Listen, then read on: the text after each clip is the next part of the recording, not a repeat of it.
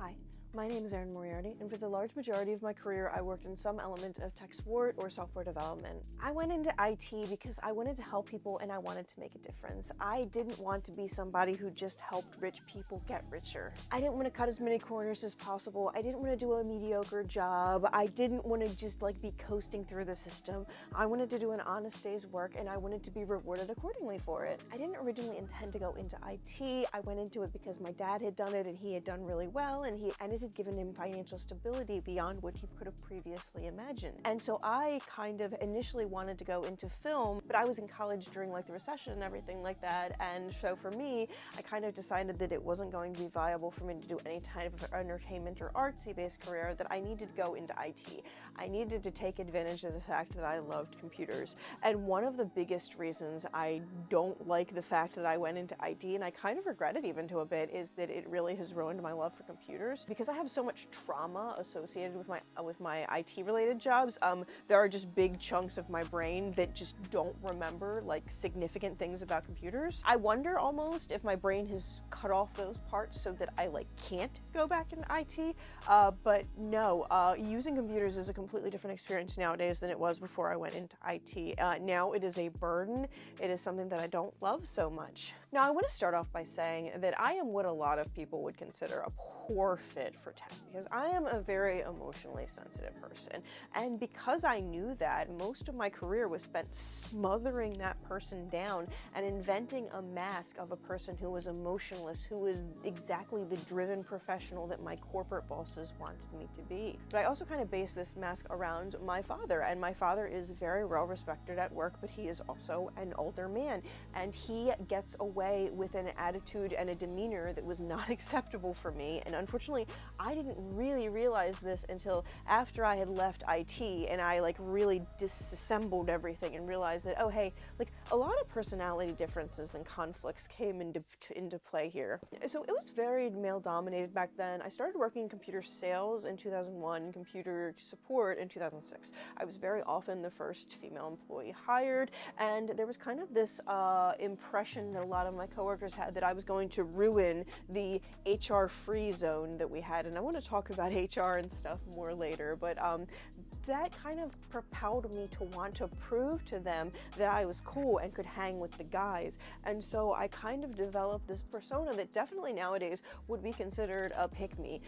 I became the type of woman that guys claimed they wanted to be. I really focused on smothering my emotions down and just focusing on logic and work and video games and things that make money and sports, and I really tried to be that person. But the one thing that I did have going for me is that I had a lot of emotional intelligence, and I was really good at calming down angry customers, angry coworkers, and so a lot of times I was given the most valuable and most important accounts because I was the one who could handle them well. But if I was having problems with one of my coworkers and I asked my boss, and hey, this person is yelling at me and they're treating me in a manner that is unacceptable, it was always me that had to change. I was the one that needed to toughen up. I was the one who needed to change. I was the one who needed to deal with it. It was never any of the guys that I worked with, which I hated because I was always constantly putting on mask after mask after mask to be this person, this perfect person that they expected me to be at work, and it was draining. It drained a lot of my energy for many years.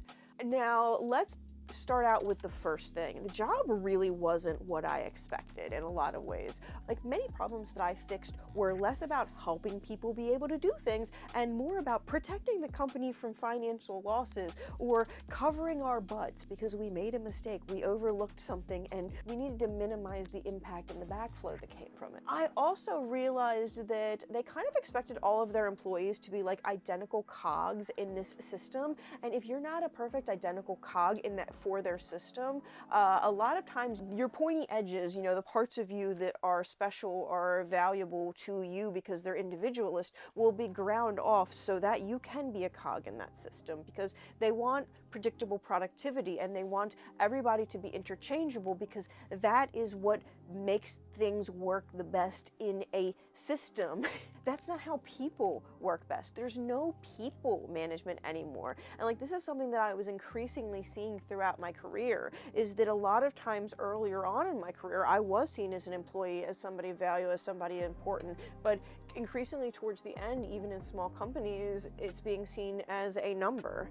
You know, when I first started out in my career, if you were hired for a company, a lot of times, like, unless you really messed up your job or they had a huge financial loss, you were hired for life. If they decided that they didn't need your division anymore, they would train you for another division. They would transfer you to another division. There's none of that anymore. There's none of that care and concern for employees, yet there's increasingly asking more and more and more out of employees. Like, when I first started my career, you didn't really have instant communications that much. Like, sure, there was SMS and stuff like that, but it wasn't anywhere near to the degree that it is now.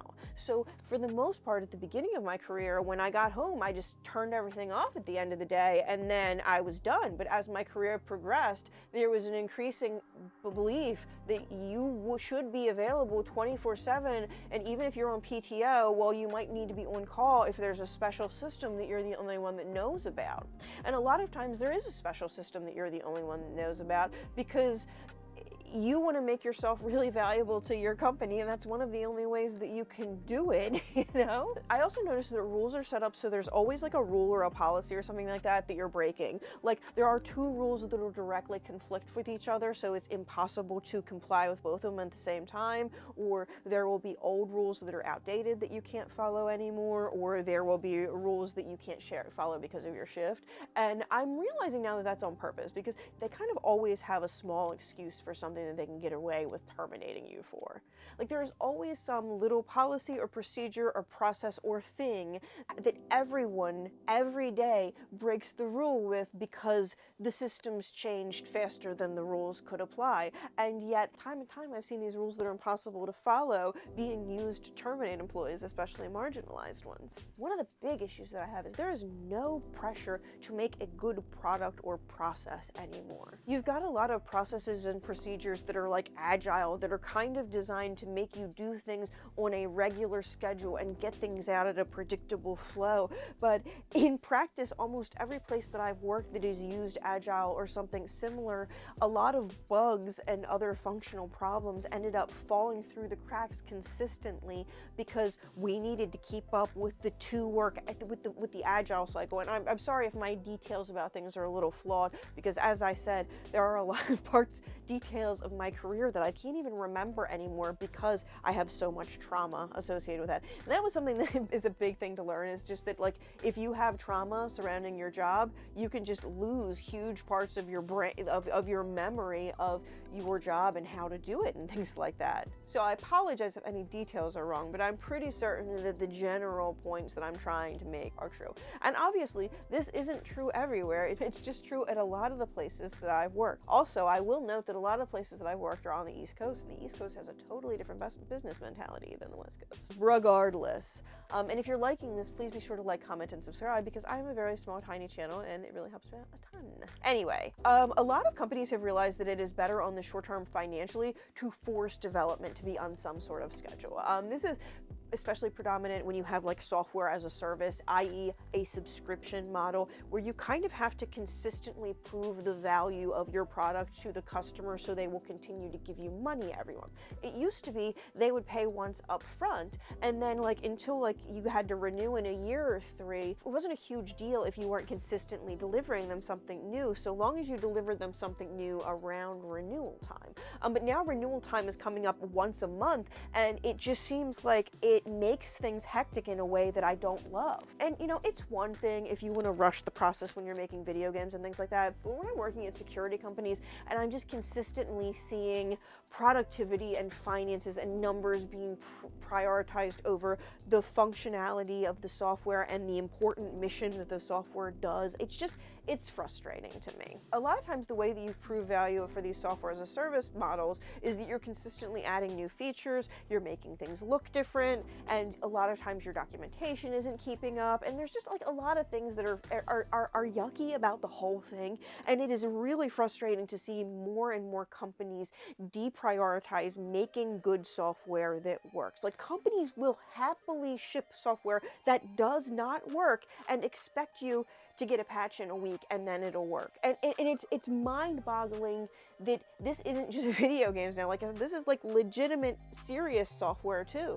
Like, there's a reason why so much software nowadays has so many bugs. Like, customers are increasingly being used as bug checks. Quality assurance is increasingly being laid off because people on the top do not necessarily know what it does and they don't see value coming in for it, so they lay them off. But they don't realize how bad of an idea it is for developers to quality assurance their own work. And big companies have largely realized that their employees and their customers cannot afford to sue them, or that the fines or lawsuit losses that they incur are trivial compared to the amount of money that they'll get in by following this schedule that gets them money faster. Help desks are less helpful because, again, a lot of times corporate overlords do not see the value in having a good help desk, although I will say that is probably the biggest thing that helps ensure customer retention is having a good, helpful help desk. But, you know, don't ask me. It's not like I worked for them for like a decade.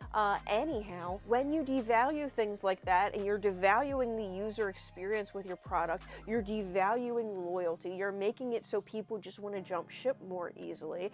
And I hate the direction it's going. It's making everything worse, not better. I hate the attitude too. There is such a big fear of failure, and there's also this attitude where, like, bosses don't want to be told that the things that they have, the ideas that they have, are wrong. Bosses just want you to agree and go along with it. They want you to just follow what they're saying. So if you're the person that brings up problems in meetings, even if you bring up solutions, because I was always told, hey, if you bring up a problem, bring up a solution too. Even if you bring up solutions, you are still a problem because you are not following the plan. They believe that the plan is going to be followed, and all of these employees that are really experienced and have all of these ideas about it being probably a bad idea, they're just wrong. And just time after time, and company after company, and department after department, seeing these wise employees being cast off and ignored in favor of, well, we need to keep things on schedule, or we need to follow the plan.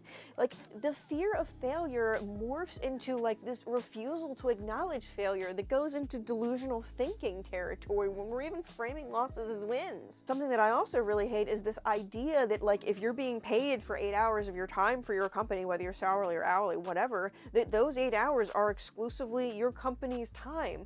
Like, when I was a tech writer, when I was writing manuals, a lot of the work that I did while walking around my neighborhood and doing neighborhood walks, because I would keep the ideas in my head and I would sort them and things like that, because that was part of my process. A lot of people's thought process is best done away from the computer. Not to mention, there are so many people that have medical or cultural things that take them away from their computer every once in a while. And I have believed for the longest time that employees should be judged on their output, and their output alone, not what they're doing at any given time. I mean, obviously, don't let them harass the other employees or be a general nuisance or anything like that. But also, like, so long as the work's getting done, who gives a crap?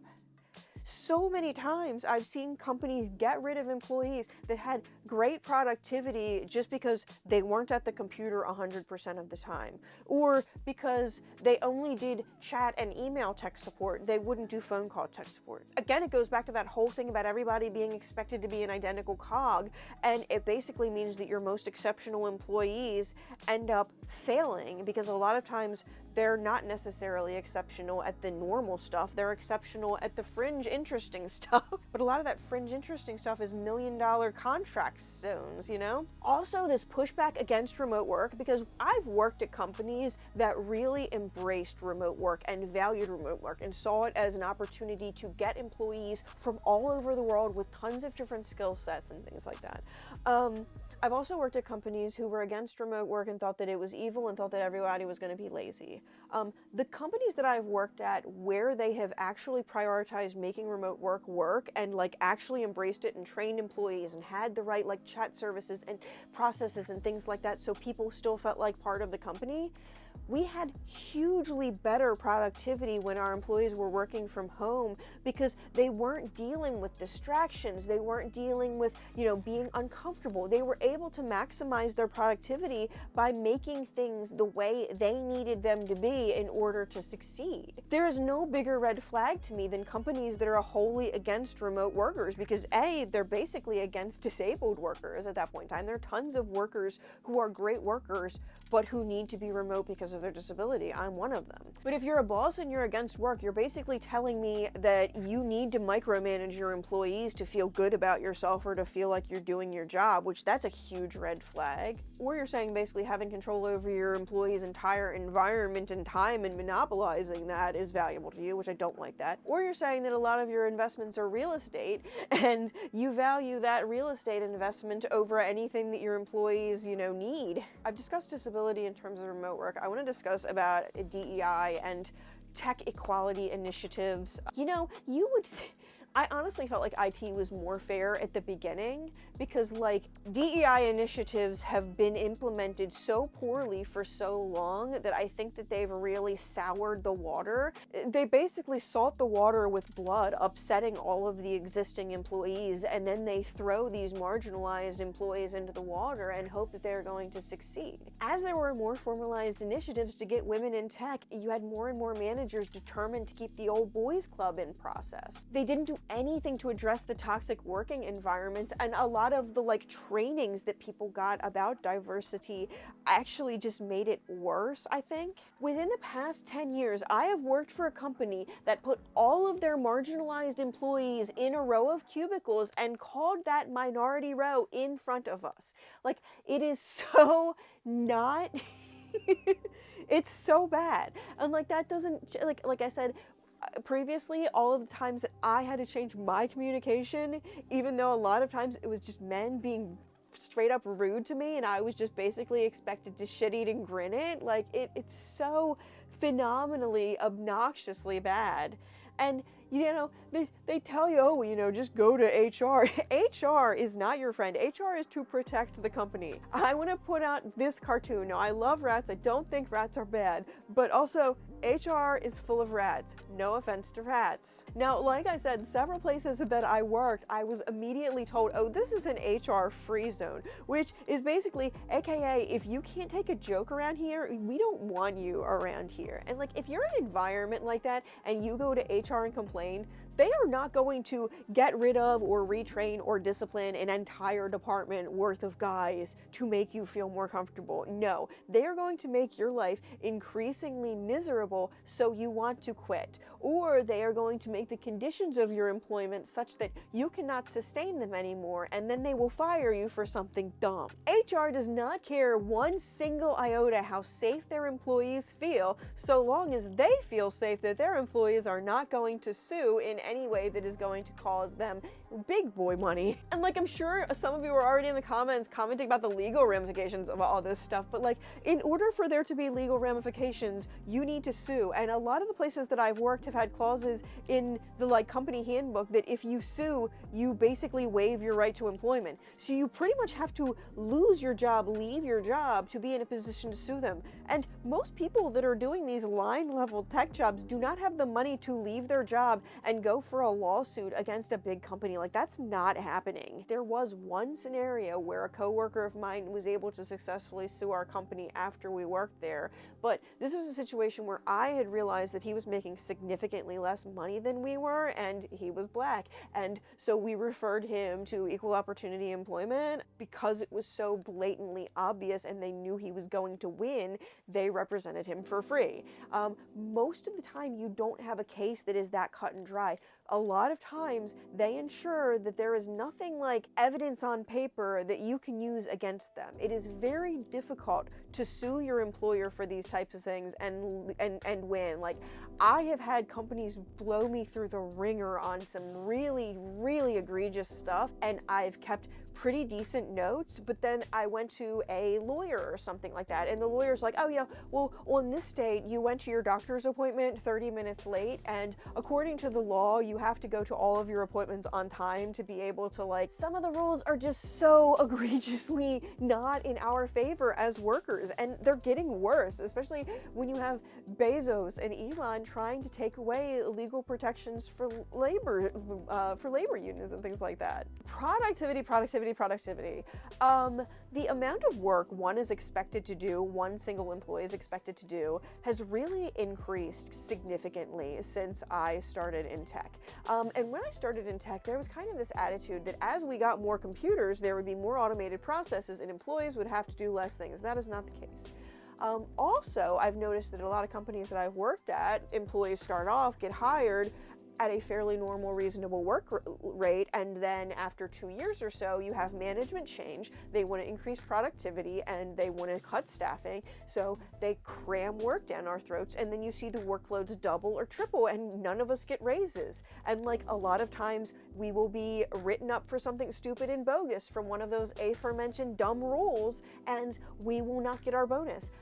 There was one company that I got written up for like 3 times in the 3 years that I worked there, and it was review month every time. And most of these companies had policies that if you had a ding on your record in 30 days before the review, for the review period, you didn't get a raise that review period. Also, they want you to hate your coworkers, and there's a lot of ways that they subtly do that, and one of the biggest is by keeping departments deliberately really low staff, because they know that employees are going to need to take time off, and they know that when those employees take time off, it's going to be increased burden on their coworkers. And me, I had FMLA at a lot of my companies, which meant I got additional time off. It wasn't paid time off, so that kind of sucked. A lot of my coworkers were basically like, okay, this bitch gets to be gone an extra 12 weeks a year.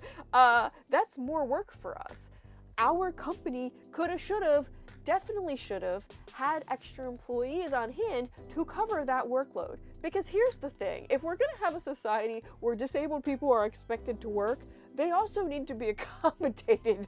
And my accommodation was basically, I really can't work 2 days in a row. I'm one of those up one day, lay one day, up one day, lay one day. I do an A-day, B-day, active day, bed rot day. That is just how my life works. It works real well for me. It does not work like that at corporate companies, and your coworkers hate you. And a lot of times my customers hated me because one of my coworkers were following up with my customers when I was out. It was horrible. It was sometimes worse taking days off regardless of how sick I was, because the amount of work that I would have the next day when I came into work, because nobody ever looked at my stuff. No matter how much work I did on the days when I was good, no one would help me on the days when I was not good. It was awful. Like, these companies' C-levels are making millions. They can afford to staff departments. And a lot of times the reason your departments are understaffed, it's because your middle managers get bonuses. Like, 2 of the places that I worked, the middle managers got bonus for every dollar of staffing they saved. And like, one of the places that I worked, it was a 1-to-1 thing. If he cut $10,000 in staffing, he got a $10,000 bonus. Obviously, they're gonna understaff you at that point in time. Like, when you look at the bonus structure for a lot of these places, it's like, oh, no wonder it sucks for the line level employees. We're being worked to the bone on purpose. And like, the big reason they want everybody to be identical cogs is so they can focus on that productivity to the exclusion of everything else. And like, for me, with my medical condition, I don't do well in winter. If you notice, like, my channels and stuff like that, my content really drops off during winter because I feel like hell during winter. I would work 3 times as hard 3/4 of the year.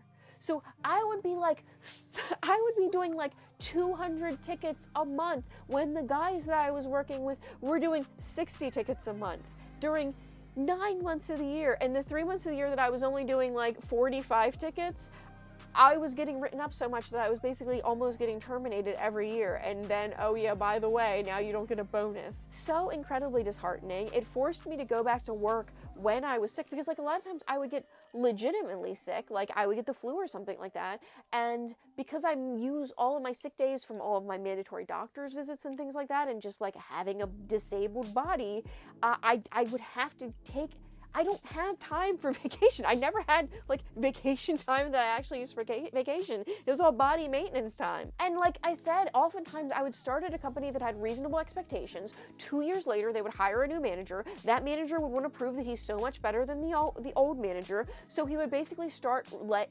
firing anybody who wasn't doing the number of tickets or whatever arbitrary indicator that they had decided on for success. And like the problem with that is a lot of times the people that are doing the fewest tickets are the people that are most experienced or working with difficult problems and the difficult customers and stuff like that. And like, sure, yeah, those people are making the most money, but they're also keeping the most money in the company because tech support inherently saves your company money via customer retention.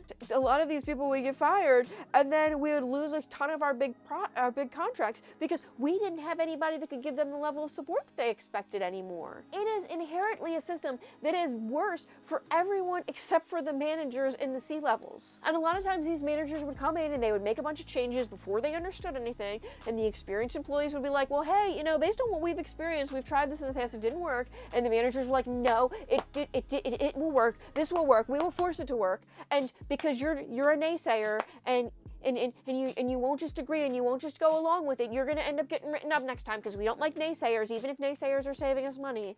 Like, there were tons of times when me naysaying directly and demonstrably saved the company tons of money, huge sales, things like that, and still they don't want to hear it. And like, inevitably, this just pushes so many experienced employees to quit before they get fired, because a lot of times that's what they want. They just want all of the departments to be run by the cheapest labor they can get along with. Like, what we expected was going to happen when these big technologies took over was that we were going to have less work. But what actually happened is they started expecting these people that were basically fresh out of college and had no practical hands-on experience to use that technology to do jobs that people with much more experience should be doing. And it happens again and again and again with company after company after company. And you know, the thing with the Titan sub that happened, I was mentioning startup culture in that video because it just really made me realize how much IT startup culture has leaked out of IT. And like, it's bad enough when that stuff happens in IT. It's horrible that it seems to be happening. And honestly, I wonder if that's what's happening at Boeing now with all of the incidents that they're having. No one values life the way they used to. No one fears lawsuits the way they used to. And when I say no one, I mean like major corporations don't. Being LGBT in tech. So a lot of times I hid my orientation, and when I didn't hide my orientation, I pretended to be bi, but not like bi, the type of bi that's equally into girls and guys, but bi, the type of girl who's mostly into guys, but if he really wants a threesome, I'll go along with it. If I was any more than that, there was absolutely a different attitude. It's almost like, if you're a woman and you're any level of conventionally attractive, you work basically to expect to be there because you're being leered at. Like, I worked at a company where I was told by several team lead level employees that I was hired because one of the managers needed a girlfriend. Do you have any idea how much that demeaned me to my coworkers and made my coworkers feel like I didn't have the skills to be there? It was awful. But if I take away that value, that expectation that I'm there to be leered at, to be a possible girlfriend for someone, it's almost like, oh, well, like if there's gonna be a girl there, it has to be a girl that is sexually available to us, or at least open to our flirting. So that's why I hid my orientation for so long. Because I noticed that the more out I was, the worse my career seemed to go. And like, I want to talk about coping in general, because I know a lot of the comments are probably going to be suck it up and cope. Yeah, I did suck it up and cope for like the 22 years of my career that I did that. And you know what suck it up and cope got me? It got me using most of my very limited resource, which is energy, for companies who didn't even pay me worth what I was worth, who never gave me the opportunities that I should have been given, who promoted man after man who was underqualified but wouldn't promote me when I was overqualified for stuff. Like, coping gets you nothing. Like, I hope that boot tastes delicious, buddy, but it's not gonna save you in the end. And like, obviously this is my experience, and not everybody has the same experience. There are obviously companies out there that don't suck, but my experience is that a lot of them Many of them, probably most of them, do suck, and a lot of these sucking is systemic suckage. If you like this video, please be sure to like, comment, and subscribe. Like I said, I am a very small channel and it helps me out a ton. Thank you very much. Bye-bye.